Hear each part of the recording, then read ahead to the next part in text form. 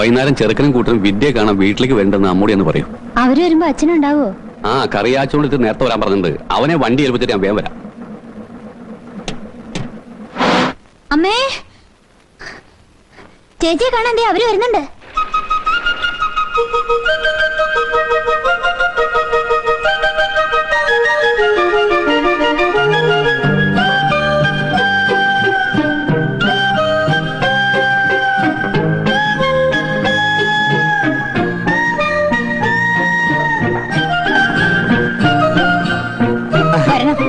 കുറുപ്പേട്ടനില്ലേ? ഉണ്ട്, വിളിക്കാം.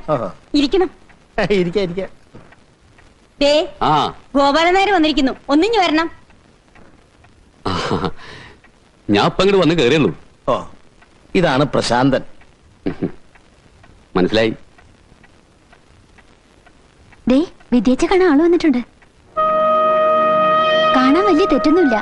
നിങ്ങളും നല്ല ചേർച്ചയായിരിക്കും.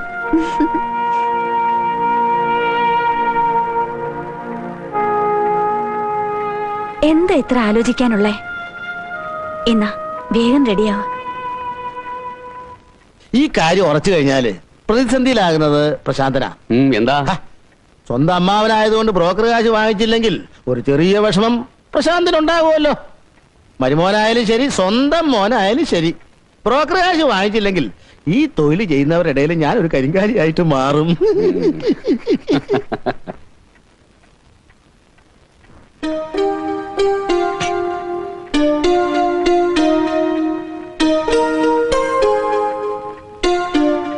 നിനക്ക് എന്തെങ്കിലും ചോദിക്കാറുണ്ടെങ്കിൽ ചോദിക്കാം.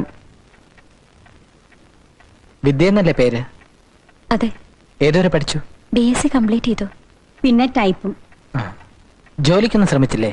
ശ്രമിച്ചു.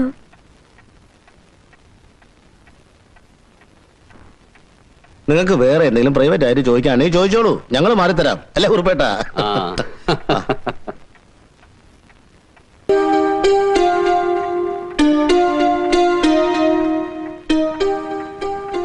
വിദ്യക്ക് എന്നെ കുറിച്ചൊന്നും ചോദിക്കാനില്ലേ?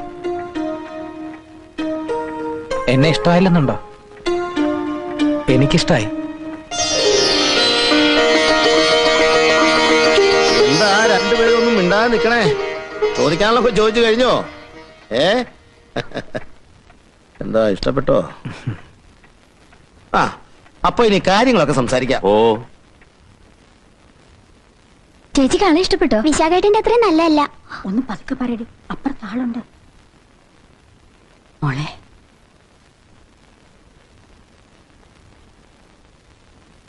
മോക്കിഷ്ടായോ?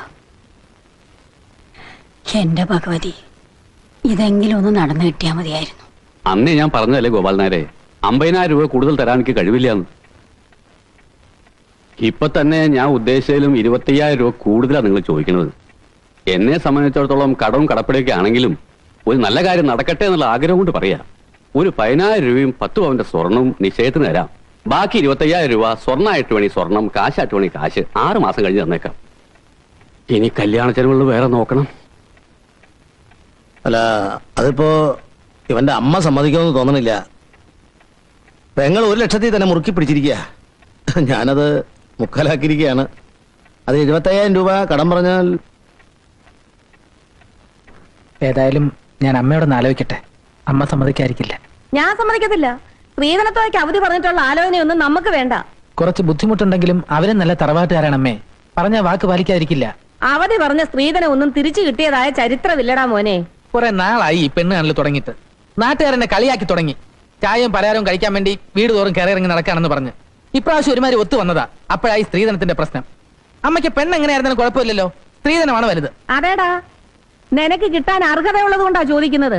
ഒരിക്കലേ കിട്ടൂ. പിന്നെ ജീവിതകാലം മുഴുവൻ പെണ്ണിനും അവള് പെറ്റിടുന്ന കുഞ്ഞുങ്ങൾക്കും ചെലവിന് കൊടുക്കേണ്ടത് നീയാ. പെണ്ണ് വീട്ടുകാർ ആണ്ടോടാണ്ട് കൊണ്ടുവന്ന് കുടഞ്ഞിട്ട് വരികയും പറ്റുന്നില്ല. അമ്മ എന്ത് പറഞ്ഞാലും ശരി, കെട്ടുന്നെങ്കിൽ ഞാൻ ആ പെണ്ണിനെ കെട്ടു. മോനെ ശാന്ത, അഴകിട്ട് വെച്ചാ ചോറാവൂല്ലടാ, അരി ഇട്ട് വെച്ചാലേ ചോറാവൂ. അമ്മ ഇവിടെ അരിയിട്ട് വെച്ചോണ്ടിരുന്നോ? എനിക്ക് വേണ്ടി ഇനി പെണ്ണ് കാണാൻ വേണ്ട, കല്യാണം ആലോചിക്കാൻ വേണ്ട. ചേട്ടൻ ഇങ്ങനെ ചൂടായാലെങ്ങനെ? ചേട്ടന്റെ സ്ത്രീധനം കെട്ടിട്ട് വേണ്ട ഇവിടെ കെട്ടിച്ചയക്കാൻ. എന്നാലേ സ്ത്രീധനം വാങ്ങിക്കാതെ ഞാൻ കെട്ടാൻ പോകുന്നത്. നിനക്ക് കിട്ടുന്ന സ്ത്രീധനം കൊണ്ട് അവളെ കെട്ടിച്ചാ മതി. പ്രദീപേട്ടന് സ്ത്രീധനം കിട്ടുമെന്ന് തോന്നുന്നില്ല. അതെന്താടാ? അയ്യോ അമ്മേ, അത് വേറെ ലൈനാ. ഇപ്പൊ അമ്മയ്ക്ക് ഇത് പറഞ്ഞാൽ മനസ്സിലാവില്ല. എന്താ കാര്യം പ്രസാദാ? അതെ, കുണ്ടം ഓടിയപ്പുറത്ത്. ആ കുറച്ചുകൂടെ അങ്ങോട്ട് കഴിച്ചേ. അമ്മേ ചാന്തേട്ടന് ഭക്ഷണം വേണ്ടെന്ന്. ആ എന്ത് പറ്റി? വയറിന് വല്ല അസുഖമാണോ? വയറിനല്ല അസുഖം, ആ പെണ്ണിനെ കെട്ടിച്ചു കൊടുക്കാത്തതിലുള്ള കെറുവാ. എന്നാ പിന്നെ ശ്രീധനമൊന്നും മേടിക്കാതെ കെട്ടിക്കോട്ടെ. ഒരു ധർമ്മ കല്യാണം നടത്തിയതിന്റെ പുണ്യം കിട്ടുമല്ലോ. അമ്മ എന്ത് ഇത്ര വാശി പിടിക്കുന്നത്? ചേട്ടൻ അതാണ് ഇഷ്ടമെങ്കിൽ അതങ്ങ് നടത്തി കൊടുത്തൂടെ? എന്റെ മോൻ നല്ല ഒന്നാന്തരം ഒരു സർക്കാർ ഉദ്യോഗസ്ഥനാ. എണ്ണിച്ചുട്ട് അപ്പം പോലെ 5-6 കാശ് ശ്രീധനം മേടിച്ചോണ്ട് കല്യാണം കഴിക്കേണ്ട ഗതികേടൊന്നും എന്റെ മോന് വന്നിട്ടില്ലടാ.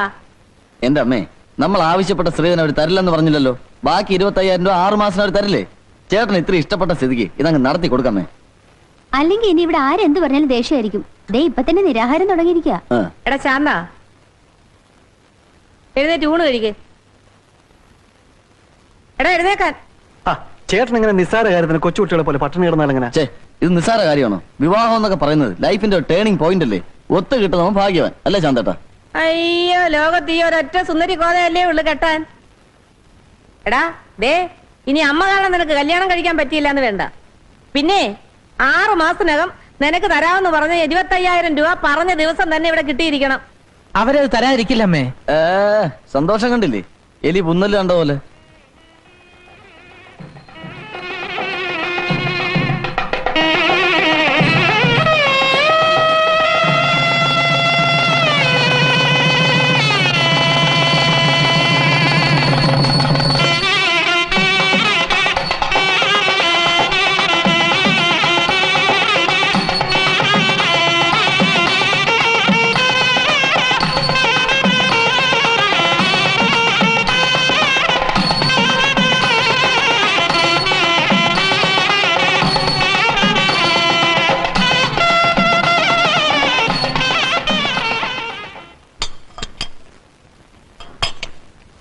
മോള് ഒന്നും വിഷമിക്കരുത്. അന്യ വീട്ടിലേക്കൊന്നും അല്ലല്ലോ മോള് പോണത്. ഇനി അതാണ് നിന്റെ വീട്. ഭാനു ഒന്നിട്ട് വരൂ.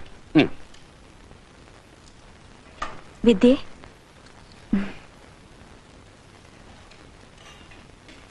ഇതാ ഇതിരിക്കട്ടെ.